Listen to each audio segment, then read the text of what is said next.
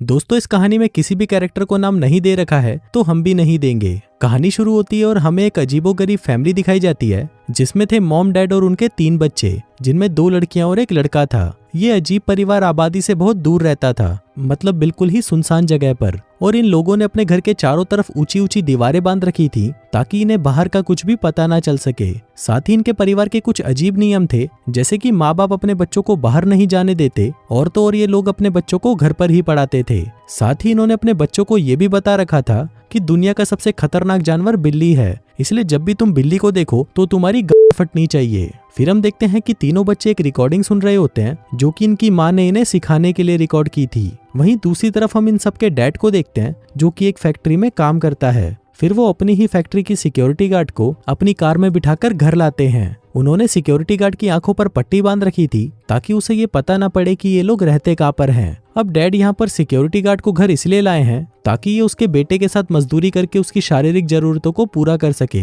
फिर पलंग तोड़ मजदूरी के बाद सिक्योरिटी गार्ड बड़ी बेटी के पास जाकर बैठ जाती है। तभी बड़ी बेटी सिक्योरिटी गार्ड का हेयर बैंड देखकर पूछती है कि इसमें क्या लगा है। वो कहती है चमकने वाले पत्थर। बड़ी बहन पूछती है कि ये क्या होता है। सिक्योरिटी गार्ड कहती है कि ये पत्थर अंधेरे में चमकते हैं। बड़ी बहन कहती है कि सच में, ये तो बड़ी अनोखी चीज है। फिर वो बताती है कि मेरे पास भी एक हेयर बैंड था, लेकिन मैंने उसे छोटी बहन को सॉक्स के बदले दे दिया। अब ये देखकर हमें पता चलता है कि ये दिमाग से पैदल लोग अभी भी आदिवासी युग में ही जी रहे थे, जिसमें लोग सिर्फ अपने सामानों की अदला बदली करते थे और वहाँ पैसा नाम की कोई चीज नहीं थी। फिर डैड पूरी फैमिली को इकट्ठा करके उनकी वीडियो बनाते हैं। छोटी बहन कहती है कि मुझे भी सिक्योरिटी गार्ड के साथ बैठकर वीडियो बनानी है, जिसके बाद उनका बाप इन सबकी वीडियो रिकॉर्ड करके अपने पास रख लेता है। फिर बाप सिक्योरिटी गार्ड को उसके बेटे के साथ मजदूरी करने के लिए पैसे देता है और उसकी आंखों पर पट्टी बांधकर उसे वापस छोड़ देता है। अब रात होती है तो सभी लोग डिनर के लिए तैयार होने लगते हैं, क्योंकि ये भी उनके घर का एक रूल ही था। फिर बड़ा बेटा अपने जूते पॉलिश करके और अच्छे कपड़े पहनकर तैयार हो जाता है।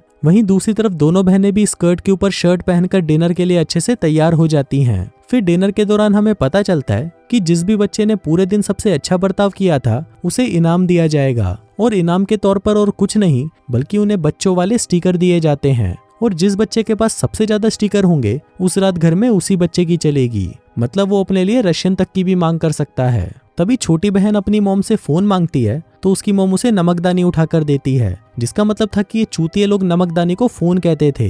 अब हम देखते हैं कि इन तीनों बच्चों में सबसे ज्यादा स्टिकर इस लड़के के पास थे।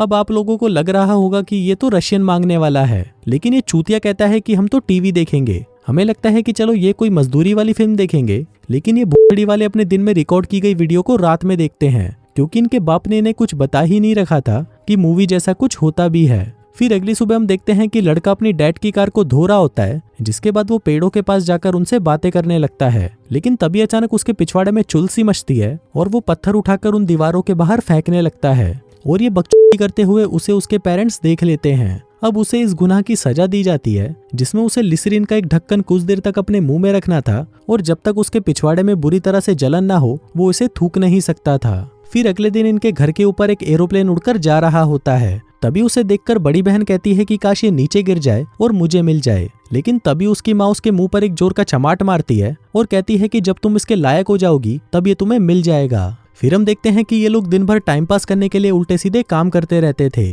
जिनमें से ये दोनों बहनें अपने रुमाल पर क्लोरोफॉर्म छिड़ककर उसे सूंघकर बेहोश हो जाती हैं, और जो भी इनमें से पहले होश में आएगा वो ये गेम जीत जाएगा। वहीं दूसरी तरफ हम देखते हैं कि मॉम ने अपने रूम में टेलीफोन छुपा रखा है, जिससे वो अपने पति परमेश्वर से बात करती है और अपने घर की करंट सिचुएशन को बताती रहती है। वहीं बड़ी बहन उसकी मॉम की बातें सुन लेती है और सोचती है कि उसकी मॉम बावली गांड हो चुकी है और खुद से ही बातें कर रही है। फिर हम देखते हैं कि इसका डैड जब घर पर आता है तो घर आने से पहले वो अपनी कार से खाने पीने का सामान निकालकर उनमें से लेबल्स को हटा देता है, ताकि इन लोगों को बाहर के बारे में कुछ भी पता ना चल सके। साथ ही इनके मॉम डैड ने इन लोगों को ये भी बता रखा था कि तुम लोगों का एक और भाई था जो एक दिन इन दीवारों से बाहर चला गया और अब वो इस दुनिया में नहीं है। अब इनका बाप इन्हें ये सब इसलिए बताता है ताकि ये लोग कभी भी घर से बाहर जाने की सोच भी ना सकें। फिर अगले दिन रोज की तरह इनका बाप ऑफिस के लिए निकल जाता है और घर वापस आते वक्त वो अपने डॉग को लेने जाता है जिसने उसे ट्रेनिंग के लिए दिया हुआ था। लेकिन डॉग का ट्रेनर डैड से कहता है कि तुम्हारे डॉग की अभी 2nd लेवल की ट्रेनिंग जारी है और अभी उसे इसी तरह 5 लेवल को और पूरा करना है। अब क्योंकि डैड को अपना डॉग नहीं मिला था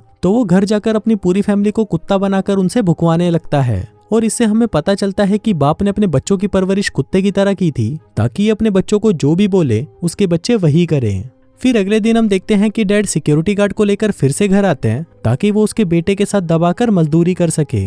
लेकिन इस बार वो सिक्योरिटी गार्ड उस लड़के को अपना कीबोर्ड चाटने को कहती है, लेकिन लड़का ये पाप करने से मना कर देता है। जिसके बाद सिक्योरिटी गार्ड बड़ी बहन के पास जाती है और उससे पूछती है कि क्या तुम्हें ये हेयर बैंड चाहिए जिसमें ये चमकीले पत्थर लगे हैं। बड़ी बहन कहती है कि हाँ मुझे चाहिए। सिक्योरिटी गार्ड कहती है तो तुम्हें इसके बदले मुझे भी कुछ देना होगा। बड़ी बहन कहती है कि क्या देना होगा। सिक्योरिटी गार्ड कहती है कि इसके बदले तुम्हें मेरा कीबोर्ड चाटना होगा। अब क्योंकि बड़ी बहन को वो हेयर बैंड चाहिए ही था इसलिए वो दबाकर उसके गुलाबी कीबोर्ड को चाटने लगती है। अब कीबोर्ड चाटने के बाद बड़ी बहन को लगता है कि शायद सिक्योरिटी गार्ड को इससे बहुत मजा आया होगा, इसलिए अब वो भी अपना कीबोर्ड चटवाना चाहती थी। तभी बड़ी बहन छोटी बहन से कहती है कि क्या तुम्हें ये हेयर बैंड चाहिए। छोटी बहन कहती है कि हाँ मुझे ये चाहिए। बड़ी बहन कहती है तो इसके बदले तुम्हें मेरा कीबोर्ड चाटना होगा। अब छोटी बहन सबसे पहले उसका कंधा चाटती है क्योंकि बड़ी बहन को ये पता नहीं था कि कहाँ चटवाने में ज्यादा मजा आता है। इसके बाद बड़ा भाई बाहर अपने एरोप्लेन के साथ खेल रहा था कि तभी वहाँ पर बड़ी बहन आती है और कहती है कि ये एरोप्लेन मेरा है, ये मुझे दे दो। तभी बड़ी बहन उसका एरोप्लेन लेकर घर से बाहर फेंक देती है। अब ये लोग घर से बाहर तो जा नहीं सकते थे, इसलिए जब इन बच्चों का बाप घर पर आता है तो बेटा बाप को कहता है कि मेरा एरोप्लेन बाहर गिर गया है, प्लीज वो मुझे उठाकर दे दो। तभी उनका बाप अपनी कार में बैठकर बाहर जाता है और बिना पैर को कार से नीचे रखे एरोप्लेन को उठाकर अंदर आ जाता है, क्योंकि उसने अपने बच्चों को बता रखा था कि घर से बाहर पैर रखते ही बाहर जो शैतान लोग हैं वो तुम्हें नुकसान पहुंचा सकते हैं, इसलिए वो लोग भी घर के बाहर पैर नहीं रखते। फिर एक दिन हम देखते हैं कि इनके घर में एक बिल्ली आ जाती है और अब जैसा कि इनको पता है कि ये दुनिया का सबसे खतरनाक जानवर है, इसलिए इसे देखते ही सबकी फटने लगती है। तभी लड़का अपने हाथ में हथियार लेकर उस बिल्ली की तरफ आगे बढ़ता है और उसे उस हथियार से मारकर मार डालता है। फिर जब ये बात इनके बाप को पता चलती है तो वो अपने सारे कपड़े फाड़कर और अपने शरीर पर लाल रंग लगाकर घर पहुंचता है और सभी से कहता है कि बाहर रहने वाले शैतानों ने मेरी गांड फाड़ दी। फिर अगले सीन में हमें पता चलता है कि इन बच्चों की माँ फिर से प्रेग्नेंट है और फिर डैड अपने बच्चों को बताता है कि तुम्हारी माँ एक बच्चे और एक कुत्ते को जन्म देने वाली है, जिसको सुनकर सारे बच्चे तालियां बजाने लगते हैं। अब कुछ दिन बाद सिक्योरिटी गार्ड फिर से इनके घर आती है और फिर से बड़े बेटे को अपना कीबोर्ड चाटने को कहती है, लेकिन वो फिर से मना कर देता है। फिर मजदूरी करने के बाद वो बड़ी बेटी के पास जाती है और उसे अपना कीबोर्ड चाटने को कहती है, लेकिन अब बड़ी बेटी भी उसे मना कर देती है और उससे पूछती है कि मुझे इसके बदले में क्या मिलेगा। वो कहती है कि मैं तुम्हारे लिए हेयर जेल लाई हूँ, इससे तुम अपने बालों को कैसे भी सेट कर सकती हो। बड़ी बहन कहती है कि मुझे ये नहीं चाहिए, जिसके बाद वो बताती है कि अगर तुम मुझे तुम्हारे बैग में रखी VCR टेप दे दोगी तब जाकर ही मैं तुम्हारा कीबोर्ड चाटूंगी। उसके बैग में रखी हुई टेप्स हॉलीवुड मूवीज की टेप्स थी और सिक्योरिटी गार्ड उसे अपना कीबोर्ड चटवाने के बदले वो दे देती है। फिर जब घर में सभी लोग सो जाते हैं तभी बड़ी बहन उस टेप को चलाकर देखने लगती है। अब उसने उसमें बॉक्सिंग की मूवी देखी थी तो वो भी उसके डायलॉग्स को कॉपी करके एक्टिंग करने की कोशिश करती है और ये पहली बार था कि इसने पहली बार अपने घर से बाहर की कोई दुनिया देखी थी। लेकिन फिर पता नहीं इसके बाप को इसके बारे में कैसे पता चल जाता है, जिससे वो बहुत ज्यादा गुस्सा हो जाता है। जिसके बाद वो उस VCR टेप को अपने हाथ पर लपेटकर उससे बड़ी बहन को दबाकर मारता है। जिसके बाद उनका बाप सिक्योरिटी गार्ड के घर जाता है और इस पाप के लिए उसे भी कुत्ते की तरह मारता है। अब क्योंकि इनके बेटे के साथ मजदूरी करने के लिए कोई लड़की नहीं थी तो उसका बाप उसकी माँ से कहता है कि अब बेटे को अपनी मजदूरी की प्यास अपनी दोनों बहनों से ही बुझानी पड़ेगी। लेकिन वो दोनों में से किसके साथ मजदूरी करेगा ये डिसीजन वो अपने बेटे पर ही छोड़ देता है। अब बेटा अपनी दोनों बहनों में से बड़ी बहन को चुनता है क्योंकि उसके संतरे और गुफा ज्यादा कड़क थी। फिर हम देखते हैं कि मॉम अपनी बेटी को अपने बेटे से बजवाने के लिए तैयार करती है। दरअसल इन बच्चों को रिश्तों के बारे में कोई भी जानकारी नहीं थी और उन्हें ये भी पता नहीं होता कि ये लोग कर क्या रहे हैं, इसलिए जब ये दोनों एक दूसरे के साथ दबाकर मजदूरी कर रहे थे तो दोनों में से किसी को भी इसमें मजा नहीं आ रहा था। अब वो मूवी देखने से बड़ी बहन को पता चल गया था कि इस घर के बाहर भी कोई दुनिया है और अब उसे वो दुनिया देखनी थी। फिर रात को वो एक पत्थर का डंबल लेकर बाथरूम में जाती है, जिसके बाद वो उसे उठाकर सीधा अपने दांतों पर मारती है और उससे अपने आगे के दांतों को तोड़ देती है, जिन्हें डॉग टूथ भी कहा जाता है।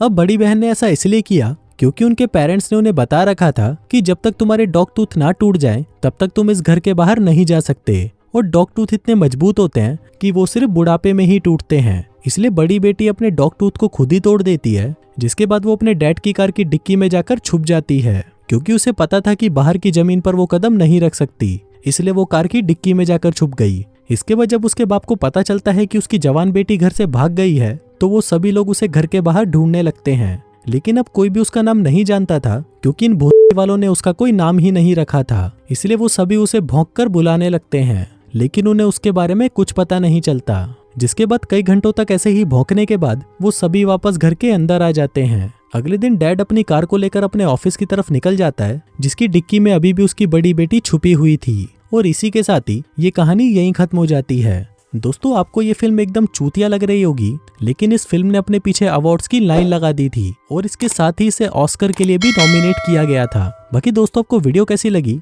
मुझे नीचे कमेंट करके जरूर बताना।